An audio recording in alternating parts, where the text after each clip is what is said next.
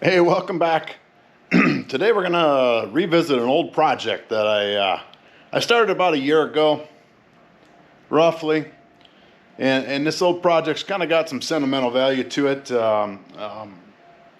We it's an old car that one of my late uncles gave me many years ago. I've had the car for probably over 20 years. I always had aspirations of getting this thing running and doing something with it. At first, I was going to get it running and give it back to my uncle. He had this car for, well, he bought it, I believe, back in the 60s. If I'm not mistaken, he bought this car back then. He drove it all the way up through the 80s. I ended up with the car. I've had it for over 20 years now, and it just sat.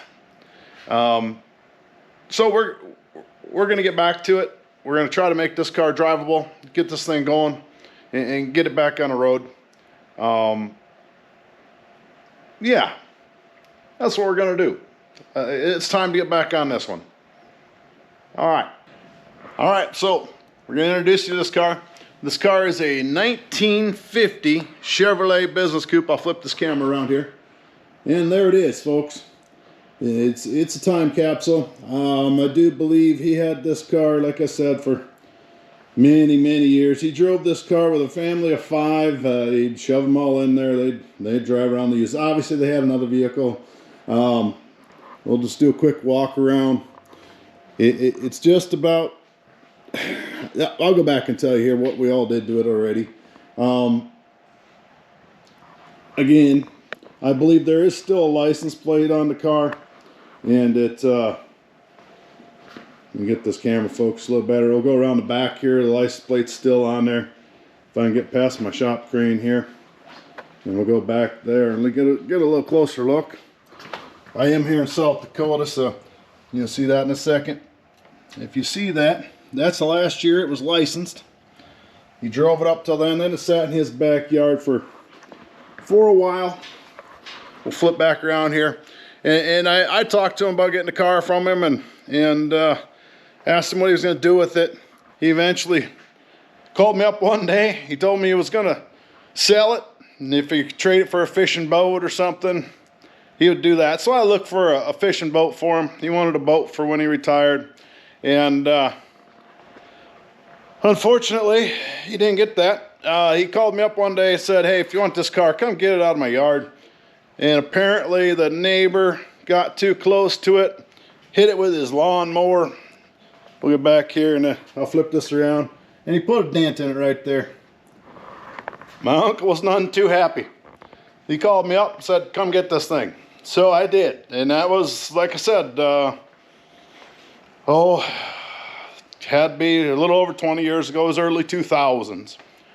I put the car in one of my storage buildings back then. I owned a couple buildings back then, and I've since sold that. But I was always going to do something with this, and it came about a year ago.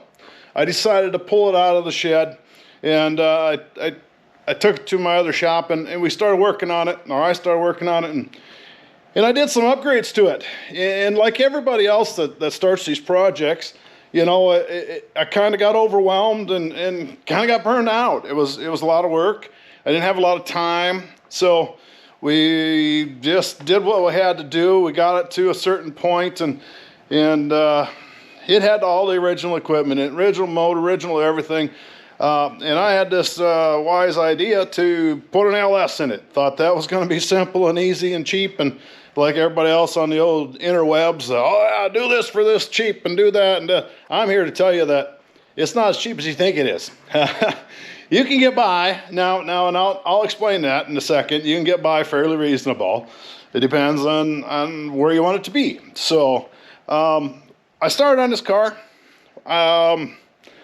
First thing I did is I ordered some stuff. Well, let me pop the hood here, and I'll show you where we're at. This isn't the easiest to get in because I got it partially taken apart here. Yeah. All right, I gotta get this little hood prop up. Otherwise, Otherwise, it'll fall down and hit me in the head, and I don't really want that right now. So, okay. All right, I'll flip this around, and I'll show you. We do have an LS sitting in it. I'll go past that, show you some other things. We did change all the front suspension. It is coil over with the rack and pinion, disc brakes. I bought all that stuff off the old eBay. I don't remember the brand, but it came as a kit. It was a bolt-on kit that I ended up welding on anyway because I didn't like the bolts. So we did a little work to the firewall, cleaned it up a little bit, notched it right there so that we could get the LS to sit back in there nice and tight. So, and that's where we stopped.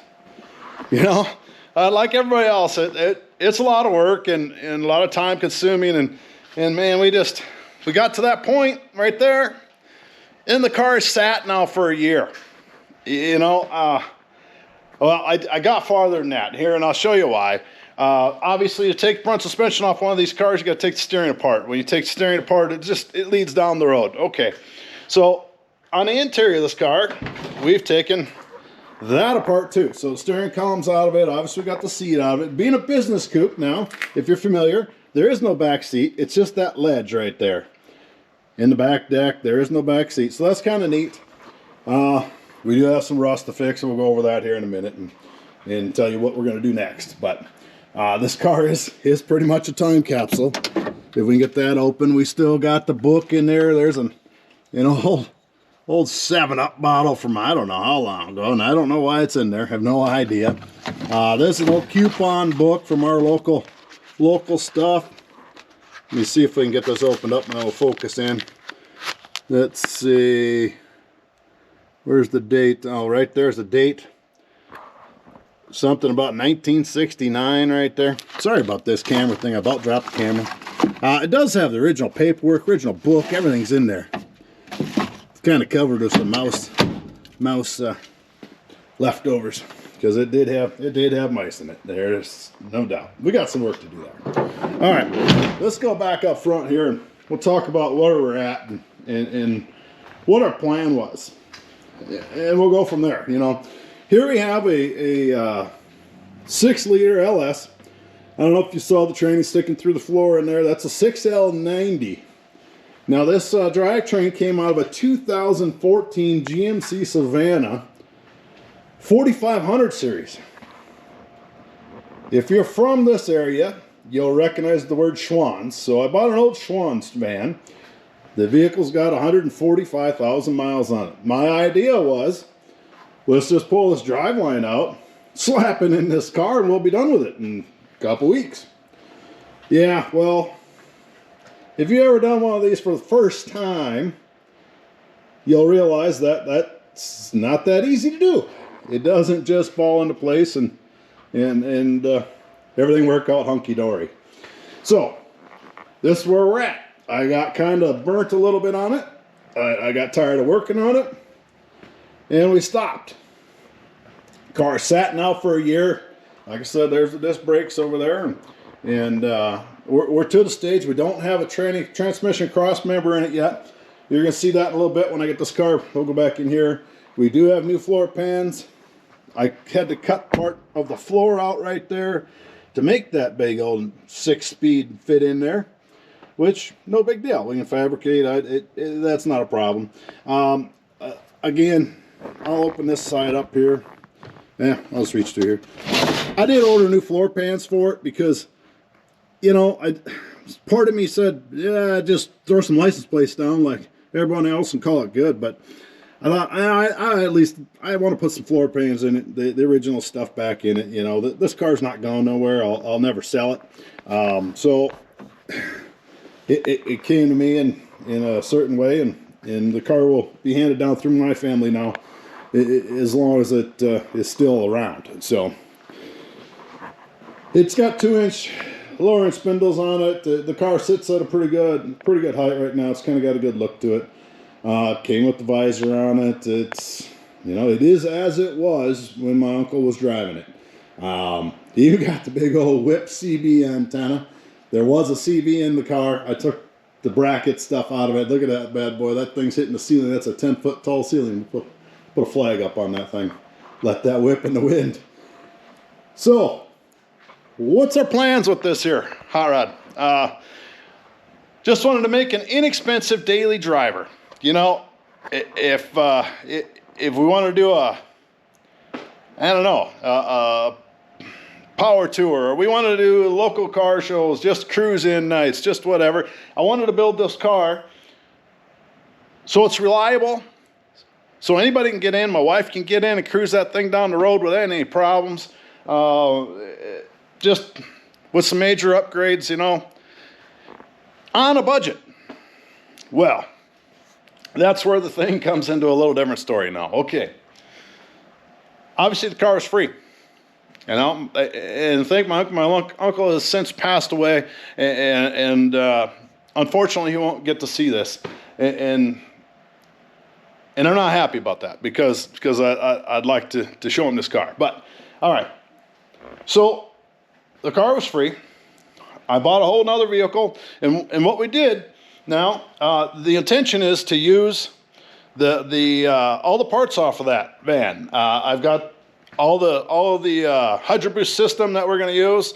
I even pulled all the air conditioning stuff out of it. I don't know if I can make that work. We've fabricated some stuff in the past, but we'll see. We'll see what we got to do there. But we still got a lot of money sitting here. We'll talk about that in the end. You know, it is what it is. Some of these things, it ain't about the money. It's about getting them done. So I know I'm jumping around here a little bit, but let's fast forward now. What we're going to do next. All right. We decided that it's time to get this thing going. And I say we a lot, but we is me. I act like someone else is going to do the work for me, but they're not. So it's me. All right. As I said, we don't have the transmission cross member in it yet. That's our next step. I got to get the transmission and the motor set at the right angle before I could go any farther and put the floors in it. Now, I want to make sure that everything is right. It's going to drive. It's not going to have any vibrations, any issues like that. And that's the main thing. We still got the stock rear end in it so far. Obviously, that's going to come out. We got parts for it. I do believe that we got probably 95% of the parts to finish this car now. And I've been purchasing the things that I need along the way, even though I wasn't working on it, so that it wasn't a big hit when I actually had to buy the stuff. The only thing I don't have is the interior pieces. And if I could find somebody locally to redo the front seat for me at a reasonable cost, I'd love to put the original seat back in it. If you've ever owned a business coupe, you realize that, or any coupe, I guess, you'll realize that the seats are kind of different. They're not the same as a four-door or a sedan or whatever. They do fold up a little differently. So we'll get rolling on this. I'm going to flip the camera around here. It's kind of funny because I've been storing a lot of parts, and all them boxes up there are part of this car. So we should be able to get this thing done or drivable, I think, without spending a lot more money. It's just a lot more work. So that's what we're going to do. So we're going to get this car up in the air so I can get underneath it. Obviously, you know, I've watched a lot of YouTube. It's been kind of a passion of mine for a little while to actually get going and do something. So yesterday, well, let me back up. I see these guys all over the YouTube and all these cool cats with these fancy little wood block wheel stand thingies that they sit under there and they bring that car up and they can get under it and they can do whatever. And well, I wanted to be a cool cat too. So I spent a couple hours yesterday and I turned some 2x4s into some real cribs. Now, aren't them cute? So we'll flip back around here. So we're going to get the thing up in the air. We're going to get the car up there so I can get my chubby butt underneath it. And we'll get a cross member put under there to hold that big old monster 6-speed up off to where it's supposed to be. We'll get the engine set at the angle it's supposed to be. Transmission set in place so I can get in there and get that floor fixed, you know. Get them new floor pans in there so we're not Fred Flintstoning in the thing going down the road. Yeah, that's where we're at. That's what we're going to do next.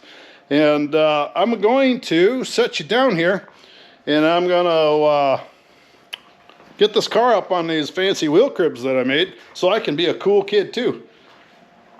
All fancy like, you know.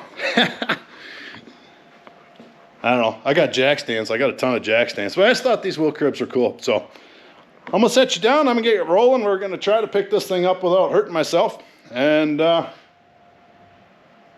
that's what we're going to do. All right. I'm going to set you down. Get you on an angle here so you can watch what we're doing. Hopefully you can see. I'll get you kind of focused. And we'll get some wheel cribs under it. All right. Here we go.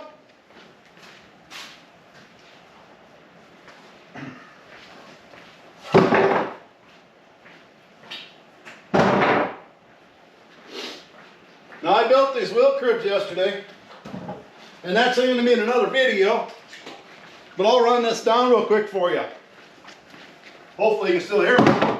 I'll run this down, and these wheel cribs were made out of 2x4x12s. I bought 4 of them. Cut them up. They're 16 inches wide, or long, 12 inches wide, and I got probably, I don't know, 40 bucks into them in a couple hours worth of time. So they took a little while, but I think they're going to be cool. Let me get a jack over here. Let's see about how high we can get this thing. I don't know if we're going to get it high enough.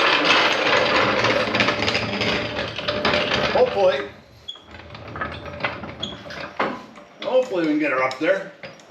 If I can get a jack under it.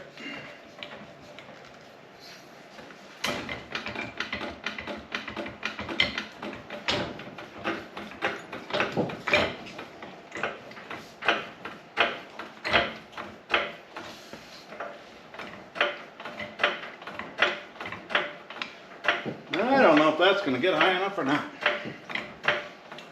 You know what? I don't know why I'm doing it the hard way here. Let me grab something. I'll be right back. Let me get something here.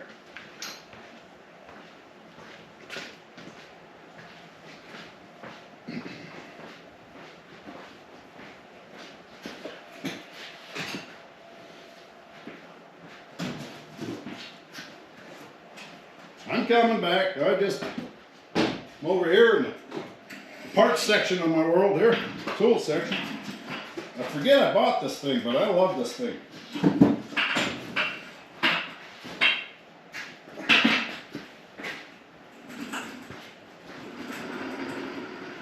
I don't know if you see what I got here, but this is off the old Jungle website.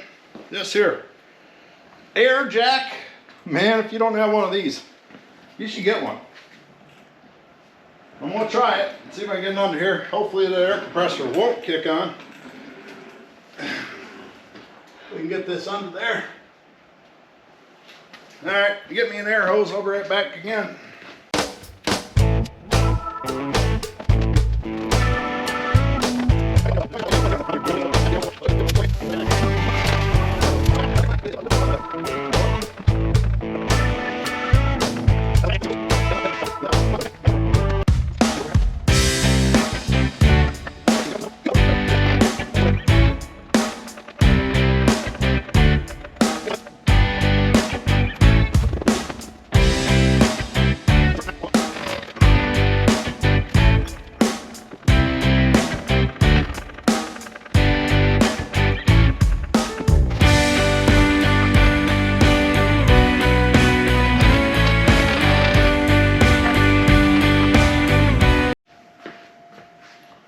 Well, that was interesting.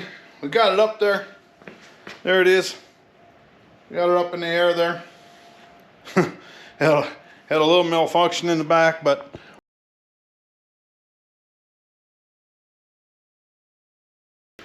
all right, guys, here we are. We're getting ready to get started on the floors here. Kind of got her all cleaned out. Got her ready. I'll flip the camera around here. You can see we got some pretty good rust in there.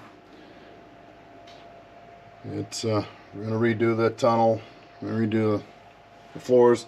Like I said earlier, with the history of this car and being kind of like a family heirloom, we did opt to order the correct panels to fix the floor.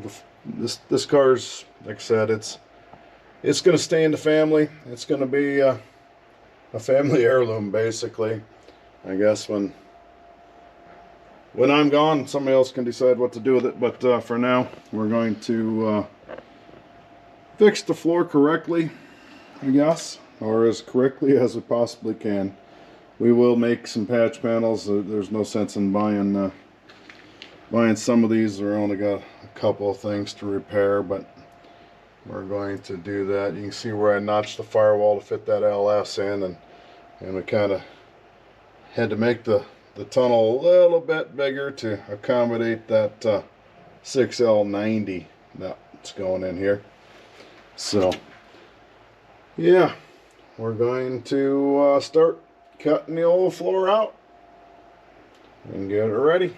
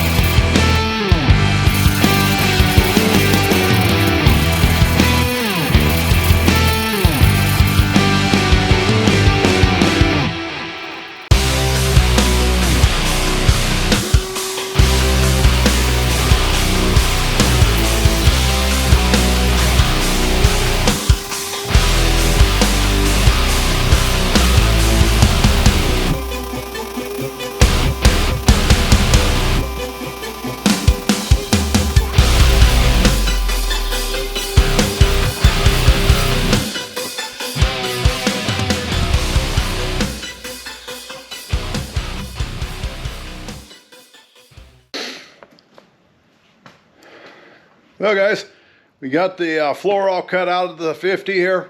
We're gonna take a break here.